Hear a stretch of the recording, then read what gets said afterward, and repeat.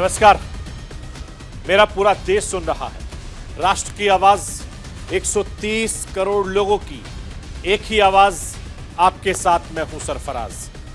मैं सरफराज सैफी आपको बताना चाहता हूं, घाटी में 2023 का काउंटडाउन शुरू हो गया। घाटी में बड़ी सियासी पार्टियों ने 2023 के घमासान में जुट गए हैं। भारतीय जनता पार्टी से लेकर Congress, PDP, national conference, AIMIM और आम आदमी पार्टी समेत सभी दल एक्टिव हो गए हैं। मैं राष्ट्र की आवाज के जरिए आपको यह बताना चाहता हूं, जम्मू कश्मीर के बीजेपी प्रदेश अध्यक्ष रविंद्र रैना का कहना है कि आने वाले दिनों में बीजेपी के बड़े नेता, राष्ट्रीय नेता घाटी का दौरा करेंगे और पार्टी कार्यकर्ताओं का मनोबल बढ़ाएंगे। बीजेपी 2023 विधानसभा चुनाव में पूर्ण बहुमत के साथ सरकार बनाएगी, यह दावा बीजेपी के अध्यक्ष का है, जिसके लिए पार्टी ने तैयारी शुरू कर दी है। कश्मीर में पहली बार बीजेपी एक नहीं कई सीटें जीत दर्ज करने के इरादे से चुनाव मैदान में उतरेगी। जम्मू की ज्यादातर सीटों पर बीजेपी जीत दर्ज कर मिशन 50+ को हासिल करने में कामयाबी दर्ज कराएगी। जम्मू कश्मीर में अपना मुख्यमंत्री वाली सरकार बनाने में बीजेपी जुट गई है। इसके अलावा जम्मू कश्मीर में अगले साल चुनाव होने वाले हैं। विधानसभा चुनाव के पंचायत और शहरी स्थानीय निकाय चुनाव कराने की खबरें भी सामने आ रही हैं। इसके लिए सियासी दलों ने, प्रशासन भी पूरी तरीके से एक्टिव हो गया है। इलेक्शन कमीशन के मुख्य चुनाव अधिकारी का जिम्मा अनिल सालगोत्र को सौंप दिया गया है। पंचायत मतदाता सूचियों को तैयार करने का काम जल्द ही जिला स्तर पर शुरू होने लगा है। आधिकारिक सूत्रों की माने तो सुरक्षा हालात ठीक रहे तो अगले साल अप्रैल या मई के महीने में विधानसभा में चुनाव होने हैं। मैं राष्ट्र की आवाज के जरिए आपको यह बताना चाहता हूं कि जम्मू कश्मीर के शहरी स्थानीय निकाय चुनाव, पंचायत चुनाव का 5 साल का कार्यकाल भी अक्टूबर 2023 में पूरा होने जा रहा है। ऐसे में तीनों बड़े चुनाव के लिए घाटी में चुनावी जमीन तैयार हो रही है। इनको देखते हुए BJP, Congress, PDP, national conference, AIMIM, आम आदमी पार्टी समेत सभी दलों ने पूरी तरीके से घाटी में एक्टिव हो गए हैं। कश्मीर में बीजेपी के बड़े नेताओं में जेपी नड्डा के अलावा गृह मंत्री अमित शाह का दौरा प्रस्तावित है। इसके अलावा कांग्रेस नेता राहुल गांधी भी भारत जोड़ो यात्रा के तहत जनवरी में जम्मू कश्मीर जाने वाले हैं। नेशनल कॉन्फ्रेंस के दोबारा अध्यक्ष निर्वाचित होने के बाद फारूक अब्दुल्ला भी पार्टी नेताओं को लेकर सक्रिय हो गए हैं। पीडीपी नेता महबूबा मुफ्ती ने भी अपनी कमर कस ली है और लगातार जनसंपर्क अभियान शुरू कर रही है। आम आदमी पार्टी जम्मू कश्मीर में सियासी जमीन को मजबूत करने में भी जुट गई है। मैं आपको यह बताना चाहता हूं कि 2019 के अगस्त महीने में मोदी सरकार ने जम्मू कश्मीर को खास दर्जा देने वाली धारा 370 को खत्म कर दिया। इन 3 सालों में घाटी में क्या क्या बदलाव आया, मोदी सरकार के कौन कौन से कानून और योजनाएं घाटी में लागू की गई, ये आज मैं आपको राष्ट्र की आवाज के जरिए समझाने और बताने की कोशिश करूंगा।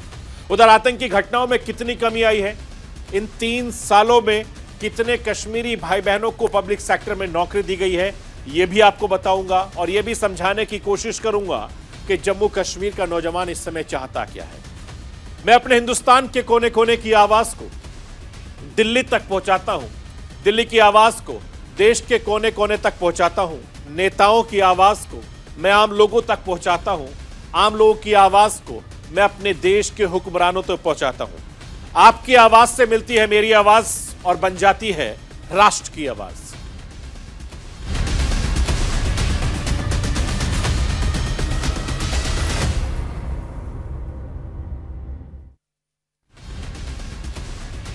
साल 2023 की इलेक्शन कमीशन की तैयारी पूरी हो गई है। फाइनल वोटर लिस्ट सामने आने के बाद केंद्र शासित प्रदेश में विधानसभा चुनाव कराने का रास्ता साफ हो गया। साल 2019 में हुए संवैधानिक बदलाव के बाद यह पहला विधानसभा चुनाव घाटी में होगा। उम्मीद यही जताई जा रही है कि जम्मू कश्मीर में अगले साल मार्च के बाद कभी भी विधानसभा चुनाव की तारीख सामने आ सकती है। जम्मू कश्मीर में कड़ाके की ठंड के बीच सियासी पारा गर्मा गया है। अगले साल विधानसभा चुनाव तय मानकर राजनीतिक दल अपने संगठन में बड़े बदलाव करने में लगे। पार्टियों ने जनता के बीच पैठ बनाने का सिलसिला शुरू कर दिया है। बीजेपी के मेरे सूत्र ये बता रहे हैं कि राष्ट्रीय अध्यक्ष जेपी नड्डा, गृह मंत्री अमित शाह जनवरी महीने में जम्मू कश्मीर का दौरा करेंगे। राष्ट्रीय महासचिव संगठन मंत्री वीएल संतोष भी 10 और 11 जनवरी को जम्मू कश्मीर के घाटी में होंगे। आगामी विधानसभा चुनाव के लिए बीजेपी की तैयारियों की समीक्षा करेंगे। राष्ट्रीय महासचिव दलीप सेकरिया और तरुण चुग भी 24 और 25 दिसंबर को जम्मू कश्मीर के दौरे पर जाएंगे। बीजेपी में भी जिला अध्यक्ष और जिला प्रभारियों को नए सिरे से मनोनीत किया गया है। बीजेपी के प्रदेश अध्यक्ष रविंद्र रैना अपनी टीम के साथ जोर शोर से चुनाव की तैयारी में जुट गए हैं। इंतजार है तो बस चुनाव आयोग के फैसले का।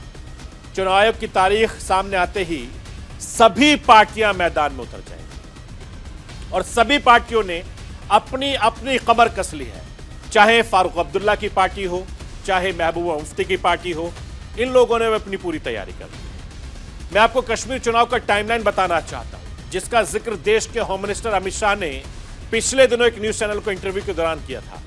जब उनसे पूछा गया कि जम्मू कश्मीर में चुनाव कब होगा, जम्मू कश्मीर को पूर्ण दर्जा राज्य कब मिलेगा, इसके जवाब में होम मिनिस्टर अमित शाह ने पूरी क्रोनोलॉजी समझाई। मैं आपको बताता हूं। अमित शाह ने कहा था कि सबसे पहले परिसीमन होगा, फिर मतदाता सूची बनेगी, फिर चुनाव होगा और चुनाव के बाद ही पूर्ण राज्य का कोई फैसला निकलेगा।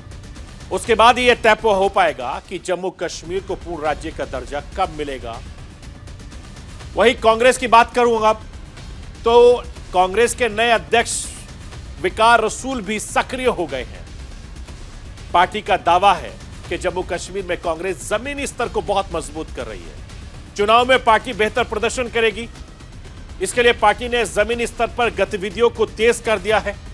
कांग्रेस अपनी खोई हुई जमीन को दोबारा हासिल करने के लिए डेमोक्रेटिक आजाद पार्टी के अध्यक्ष गुलाम नबी आजाद को सीधे निशाने पर ले रही है। तो दूसरी तरफ डेमोक्रेटिक पार्टी के अध्यक्ष गुलाम नबी आजाद भी मोर्चा थामते इस समय नजर आए। गुलाम नबी आजाद लगातार जम्मू से कश्मीर तक और दिल्ली में लगातार बैठकें कर रहे हैं। अपनी पार्टी का जनाधार बढ़ाने में जुट गए हैं। जनता को नए विकल्प देने की बात कर रहे हैं। मैं राष्ट्र की आवाज के जरिए आपको गुलाम नबी आजाद का वो बयान सुनवाना चाहता हूं जो उनकी चुनावी तैयारियों को बता रहा है। आप खुद सुनिए। कई लोग हैं जो वहाँ नहीं थे लेकिन आप जुड़ रहे हैं, किसी पार्टी में नहीं थे, उन सब का मैं जम्मू कश्मीर में हिंदुस्तान में कई पदों पे रहा, जम्मू कश्मीर में मुख्यमंत्री रहा, लेकिन इतना लोगों में जोश मैंने कभी नहीं देखा। कभी कभी मैं सोचता हूँ कि अगर मुझे अंदाज़ा होता इतना जोश का तो मैं बहुत पहले, अगर मैं आपकी दिल की धड़कनें समझता तो बहुत पहले आपके साथ हो जाता। सब तबकों के, सब इलाकों के, सब डिस्ट्रिक्ट के, गांव शहर, चाहे मेरा हिंदू भाई हो, मुसलमान भाई हो, सिख भाई हो, क्रिश्चियन। जम्मू कश्मीर का चुनाव बेहद खास होगा। गुजरात के बाद अगर कोई चुनाव साल 2024 के लोकसभा महासंग्राम में माहौल बना सकता है तो वह जम्मू कश्मीर का चुनाव। जम्मू कश्मीर चुनाव के नतीजे बड़े बदलाव के संकेत देने होंगे और यही वजह है कि अब सबकी नजर जम्मू कश्मीर के चुनाव पर होगी। मैं आपको यह बताना चाहता हूं कि राष्ट्र की आवाज के जरिए पहले भी मैंने एक रिपोर्ट दिखाई थी जिसमें नेशनल कॉन्फ्रेंस की सभा में फारूक अब्दुल्ला ने आदेश देते हुए अपने बेटे और पूर्व मुख्यमंत्री उमर अब्दुल्ला से कहा था कि वो चुनाव लड़े। फारूक अब्दुल्ला ने अपनी एक गलती का जिक्र किया। फारूक अब्दुल्ला ने पार्टी के कार्यकर्ताओं को संबोधित करते हुए कहा कि साल 2018 में पंचायत चुनाव का बहिष्कार करना एक बहुत बड़ी गलती थी। पार्टी को भविष्य में सभी चुनाव लड़ने पर चाहिए। और अब्दुल्ला ने घोषणा की थी कि वो अब तक चुनाव नहीं लड़ेंगे अब जब तक जम्मू कश्मीर एक केंद्र शासित प्रदेश रहेगा। इसी पर फारूक अब्दुल्ला ने उमर अब्दुल्ला को चुनाव लड़ने के लिए कहा था। विरोधियों से लड़ना है तो मैदान में उतरना होगा, चुनाव लड़ना होगा। सुनिए उनकी नसीहत। जम्मू कश्मीर में चुनावी माहौल बनने लगा है। जम्मू कश्मीर में दूसरी बड़ी पार्टियां पीपुल्स डेमोक्रेटिक पार्टी अपनी तैयारियों में जुट गई है। पिछले दिनों 27 नवंबर को श्रीनगर में पीडीपी की युवा इकाई का बड़ा कार्यक्रम हुआ जिसमें पूरे जम्मू कश्मीर से पीडीपी के समर्थकों की भीड़ जुटी। इसी साल 12 मई को पार्टी की युवा विंग की सभी इकाइयों को भंग कर दिया गया था। सभी पदाधिकारियों से उनके अधिकार वापस ले लिए गए, सिर्फ अध्यक्ष बनाए रखा। इस वक्त विधानसभा चुनाव के लिए बड़ी तैयारी मानी जा रही है। पीडीपी के युवा इकाई के अध्यक्ष वहीद पारा आतंकी राजनीतिक पुलिस गठजोड़ के आरोप में गिरफ्तार हैं, बाद में जमानत पर छूटे और 27 नवंबर के कार्यक्रम में वहीद की मौजूदगी ने भी बड़ा संदेश दिया है। पार्टी चुनाव के लिए समाधान के मूड में है। 5 अगस्त 2019 के बाद पहली बार कश्मीर में पीडीपी की युवा इकाई का कोई इतना बड़ा सम्मेलन हुआ, जिसमें पार्टी प्रमुख महबूबा मुफ्ती शामिल हुई। महबूबा मुफ्ती ने अपने युवा कार्यकर्ताओं को चुनाव के लिए कमर कसने के लिए कह दिया है। महबूबा मुफ्ती ने बीजेपी पर जमकर हमला बोला। उन्होंने कहा कि 5 अगस्त 2019 को जो कुछ भी बीजेपी ने हमसे छीना, पीडीपी उसे सूद समेत वापस लाएगी। मैं राष्ट्र की आवाज के जरिए आपको सुनवाना चाहता हूं कि महबूबा मुफ्ती ने कैसे अपने कार्यकर्ताओं को बीजेपी के विरोध में चुनावी मोर्चा संभालने के लिए मोटिवेट किया। आप खुद सुनिए। आज का हिंदुस्तान नहीं, मैं उस हिंदुस्तान की बात कर रही हूं जिस हिंदुस्तान को गांधी जी का परपोता तुषार गांधी और जवाहरलाल नेहरू का परपोता राहुल गांधी आज तलाश कर रहे हैं। हिंदुस्तान की गली गली में उस हिंदुस्तान की बात करती हूं। मैं उस हिंदुस्तान की बात करती हूं जो जवाहरलाल और गांधी ने मिलकर बनाया था, जहां पर हिंदू मुस्लिम भाईचारे की बात थी, जहां पर सेकुलरिज्म की बात थी, जहां पर लोगों के हकूक की बात थी, जहां पर पीडीपी के मेरे सूत्र बता रहे हैं कि चुनाव की तैयारी के लिए पीडीपी में बहुत जल्द संगठन से बड़े बदलाव होने वाले हैं। 7 जनवरी को पूर्व मुख्यमंत्री मुफ्ती मोहम्मद सईद की बरसी पर पार्टी का बड़ा फैसला ले सकती है।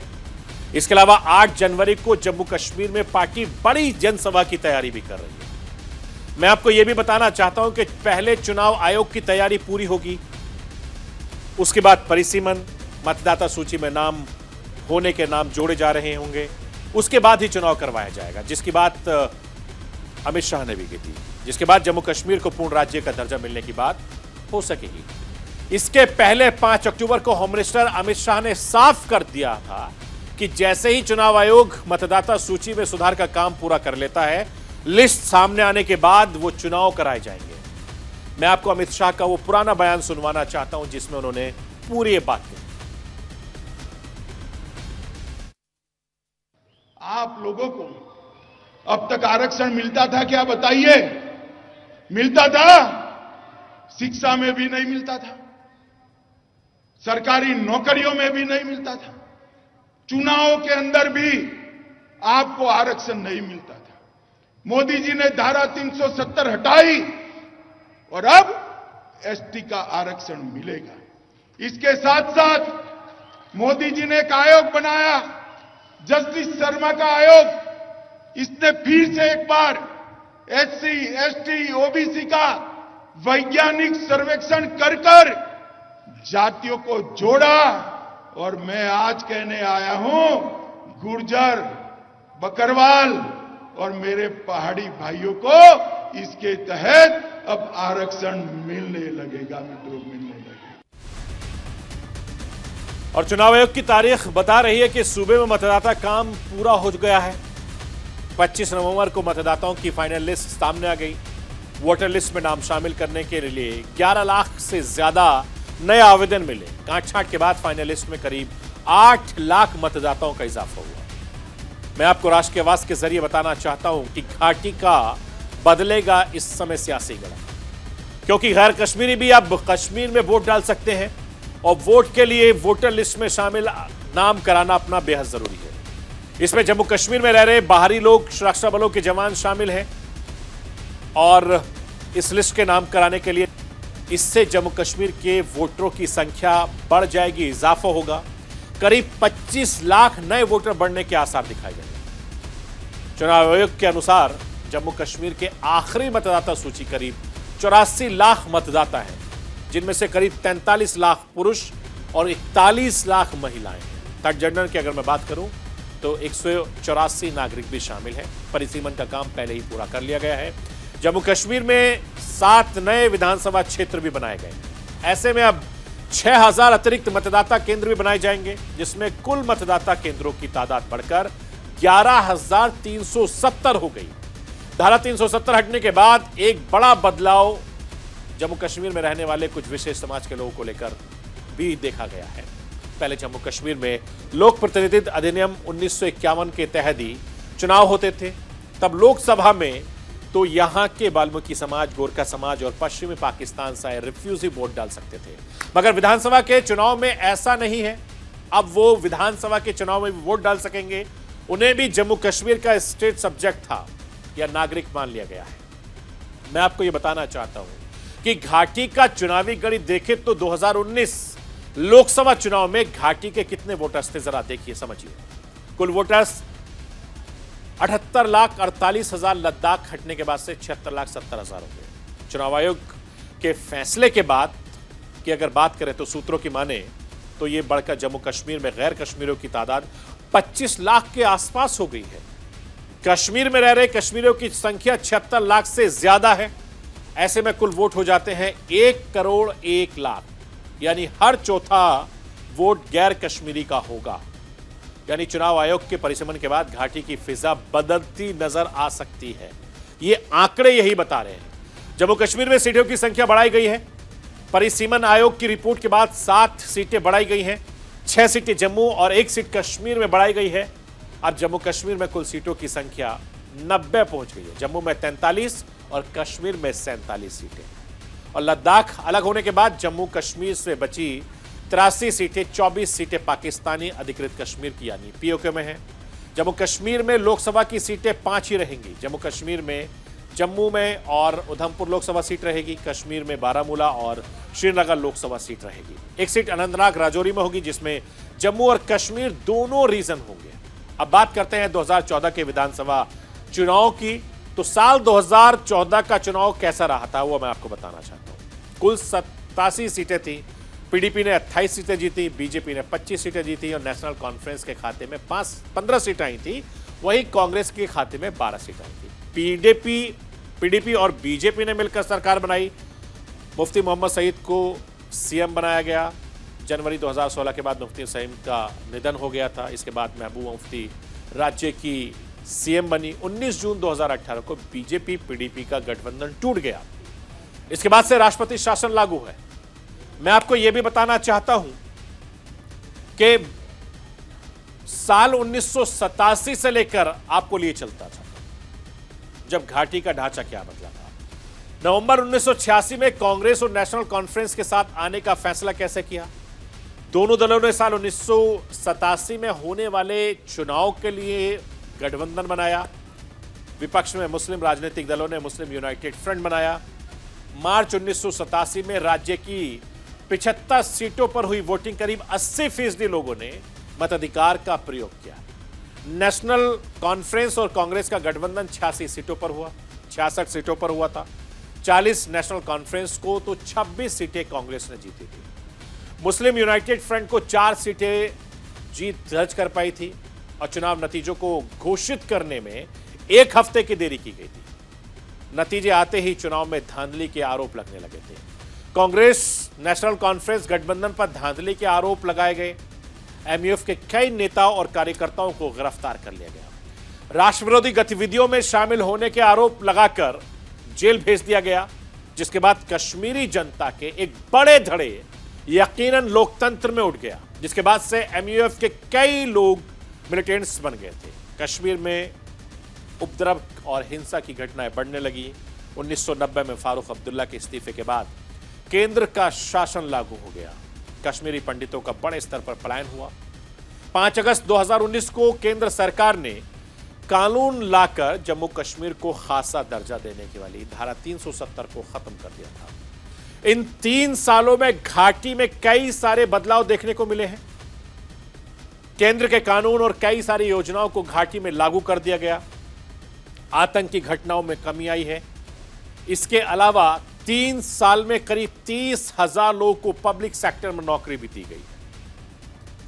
मैं राष्ट्र की आवाज के जरिए आपको यह बताना चाहता हूं कि 5 अगस्त 2019 से 4 अगस्त 2022 के बीच 617 आतंकी घटनाएं हुई। इनकी आतंकी घटनाओं में 174 हमारे जवान शहीद हो गए, 110 लोगों की मौत हो गई जिनकी बेरहमी से हत्या कर दी गई थी। 2022 में टारगेट किलिंग के 27 मामले सामने आए। मई जून में टारगेट किलिंग के सबसे ज्यादा मामले सामने आए।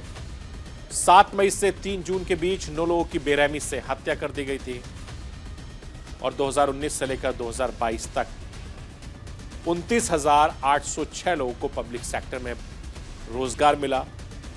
योजनाओं के 5 लाख लोगों को रोजगार मिलता गया। यानी कश्मीर में लगातार धारा 370 के हटने के बाद से बदलाव होता रहा है और यह बदलाव आने वाले वक्त में बहुत कुछ कह सकता है। घाटी में 3 चुनाव हैं और तीनों चुनाव आसपास में होने हैं।